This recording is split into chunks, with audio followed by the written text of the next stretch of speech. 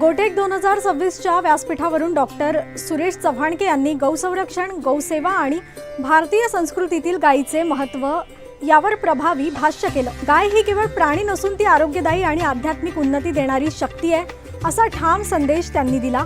गौसंरक्षणासाठी समाजातील सर्व घटकांनी एकत्र येणे आवश्यक असून केवळ भावना नव्हे तर जनजागृतीही तितकीच महत्त्वाची असल्याचे त्यांनी सांगितले।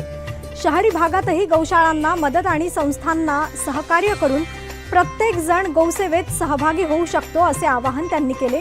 एकूणच गौटेक 2026 मंचावरून गौसंरक्षणाचा ठाम आणि प्रभावी संदेश देण्यात आला। ना प्रतिष्ठा मिलती है, पैसा तो सवाल ही नहीं है। इतना काम करने वाले गौरक्षकों को, और इसलिए इन दिनों में मैं लोगों को कहता हूं कि गौ सेवा के लिए तो फिर भी अभी मदद हो रही है, राज्य सरकारें भी पैसे दे रही है, शेखर जी जैसे लोग भी इसके लिए एक इकोसिस्टम डेवलप कर रहे हैं, लेकिन गौ रक्षा एक चिंता का विषय।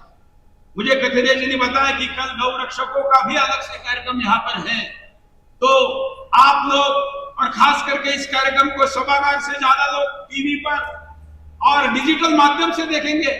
मैं आपको कहना चाहूंगा कि इन दिनों फ्लैट में गाय पालना संभव नहीं है, लेकिन कहीं भी बैठकर गौ रक्षकों को साथ देना संभव है। वो काम हर हिंदू कर सकता है और उसने करना चाहिए।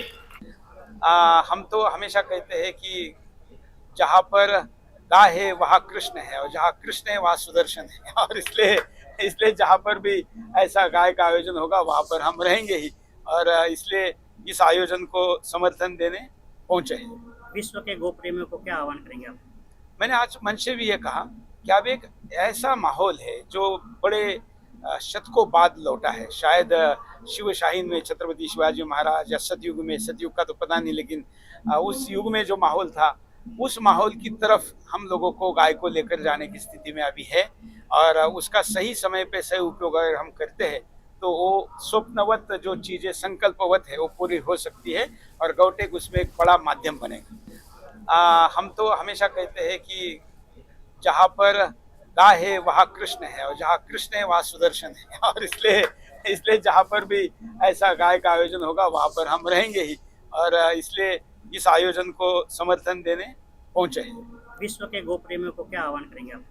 मैंने आज मंच से भी ये कहा कि अब एक ऐसा माहौल है जो बड़े शतकों बाद लौटा है। शायद शिव शाहीन में छत्रपति शिवाजी महाराज, या सतयुग में, सतयुग का तो पता नहीं, लेकिन उस युग में जो माहौल था उस माहौल की तरफ हम लोगों को गाय को लेकर जाने की स्थिति में अभी है,